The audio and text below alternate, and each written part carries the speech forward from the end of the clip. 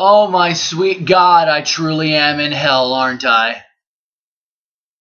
You know, for a business that made a name for itself by being so constantly ever-changing, revolutionary, they really do want to stick to the same old shit, don't they? They want to stick to the most safe, predictable, stupid-ass storyline you could possibly fucking imagine. I truly have died and gone to hell. What in the blue fuck? John Cena winning the Royal Rumble match. The Rock beating a 430-plus day CM Punk. I don't have a problem with John Cena and The Rock facing each other twice in a lifetime. I have a problem with it being for the title. One more win and John Cena ties Triple H. He's got a shit ton more than that, so I think Ric Flair better look out. And as far as ever-changing revolutionary business, I mean, they wonder why the fuck business has been stagnant and in the shitter for years now. Like, I see no other reason for keeping John Cena in the spotlight besides trying desperately to cling to that Senate seat that Linda McMahon is so salivating over. Jesus Christ, just realize when an endeavor has failed and stop it. John Cena and The Rock, it's fine. I don't mind it having a second match between the two of them. Even though the first one sucked. Match of the night was fucking end of an era. Hell in a Cell. Triple H versus Undertaker. That was the match of the night, and it was voted match of the year. But for fuck's sake, I need a reason why. Like, who benefits from this? Who benefits from this being for the title? The Rock has wrestled, what, 3 times? 3 times over, like, the last... Almost... Yeah, the last 9 years. What the hell? Who benefits from him winning the title when we know he's going to drop it to John Cena? He's going to leave after WrestleMania is over with. He's going to drop the title to John Cena, and he's going to give Cena his big endorsement handshake, as if to say, "Hello, everybody who's cheering for me. John Cena has earned my respect. You should cheer for him now." We're still going to fucking boo him. We're always going to fucking boo him. Do you know why? Because he never changes. Just like this product never changes. People say, well, why the fuck do you keep watching it? Guess what? I haven't. The last time I seriously watched this fucking show on a regular basis was in 2007. During John Cena's awful fucking reign of doom, and then I realized that was it. There is nowhere to fucking go from here. That's what I realized. There's no purpose in continuing to watch. I have just kept up with the product through fucking like weekly checks on WWE.com, hoping to God something has changed. And I was hoping against hope when CM Punk won the WWE title at Money in the Bank 2011 that things would actually change. Didn't. John Cena was still main eventing pay-per-view after pay-per-view after pay-per-view. And yeah, he didn't have a great year in 2012, but at the end of the day, the fucker still was main eventing everything. Explain this to me. Explain what sense it makes. Okay, because you see, The Rock beat Punk easily. He got the shit kicked out of him. And then with one people's elbow, following like what, a fucking spine buster or some nobody move like that, one people's elbow drops Punk. So now when Cena beats The Rock, he and Punk are probably going to have a match at Extreme Rules or some shit like that. And I'm sure Punk will tap out like a bitch in like 10 minutes in some kind of a submission or I quit match or something like that. And Punk will... WWE seems to create new stars specifically for the sole purpose of feeding them to Cena. Dolph Ziggler, they're trying to make him a believable, viable main eventer. And this is like the third time they've tried it. He failed with Edge, he failed with Punk last year, and now they're going to try a third time to make Dolph Ziggler into something, and they finally split him from Vicky Guerrero. Only for what? For John Cena to beat him like 3 fucking weeks straight. It doesn't matter if Dolph Ziggler beats Cena once. Cena still gets the last laugh.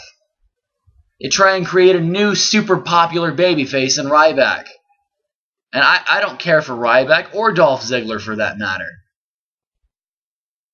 But fucking Ryback gets made to look like this super monster, and then all of a sudden, after the Shield starts getting involved with all of this shit, and Ryback starts losing in weird, unclean finishes to CM Punk, all of a sudden it gets to the Rumble, and you have your chance to make this guy into a main eventer, a legitimate main eventer, and he can challenge like fucking Dolph Ziggler at WrestleMania after Dolph Ziggler cashes in an Elimination Chamber. But no, you can't have that. You have to make Ryback look like a chump and pass out to the fucking STF in 15 seconds in the Royal Rumble match, and then John Cena magically beats who was looking to be the most unstoppable babyface on the roster. So John Cena makes Ryback look like crap, and like I said, it's only a matter of time until after The Rock leaves, Punk's going to want his second shot at the title, or actual rematch for the title, and then Cena's going to make his ass tap at Extreme Rules. I guarantee it. I could book this shit in my sleep because I know the WWE mindset. But you know what? I could come up with a better storyline, and yes, I could come up with a better storyline that would generate more interest and bring back more fans sitting on the shitter for 5 minutes. I could. It's an insult that these people book this shit only to be so, like, beer goggles. You see John Cena as this big industry-defining superstar. He's defined one thing throughout the 9 years that he's been on top. Not 9 years. This is like almost his 8th year on top. He's defined one thing: stagnation. Okay? Because even when you put Punk to the top, you didn't have your heart in it. Why the fuck do you think it failed to bring people back? Because the show was still all about John fucking Cena. So please, Vince, stop trying to buy a fucking Senate seat. Stop trying to make your product look family friendly and get people to buy into this idea that you give a shit about, anti-bullying and all that shit. It's all just a stupid ploy to try and get your wife a Senate seat so you can have government influence. Fuck off and die. Seriously. And again, I have not watched this product at all, like regularly, since 2007 when I saw the worst of it, and I thought the worst was past because I did watch a couple of times when Punk was champion. But it only took a couple of times to realize that the show was still all about Cena, and lo and behold, he has his awful 2012 year. Here's his big shot to get a redemption. Who gives a shit? I haven't watched this show seriously in a very long time. I consider myself a wrestling fan, but I only go to these fucking pay-per-views. I haven't been to an event. I haven't bought a ticket or anything. I only go to these fucking pay-per-views showing at restaurants because my friends go. And they watch it, and it's a fun little social convention to go there. But trust me when I say I have not watched the show, and I'm speaking on behalf of several people who are sick and tired of the John Cena show. Because the fact of the matter is, I'm sure the guy's a douchebag.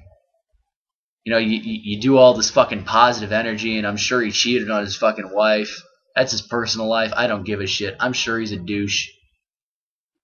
All of these stupid charity appearances and Make-A-Wish, it doesn't fucking matter. Because take it from me, I know that doing nice thing after nice thing after nice thing, it wears on your fucking psyche. We've heard the stories about him derailing Alex Riley's push. We've heard the stories about. I'm done. This may be the first WrestleMania since 22 that I haven't seen. Yeah, because I didn't watch WrestleMania 22. I've seen every WrestleMania since then, happily, because it's the one time a year that there are people showcased besides John Cena.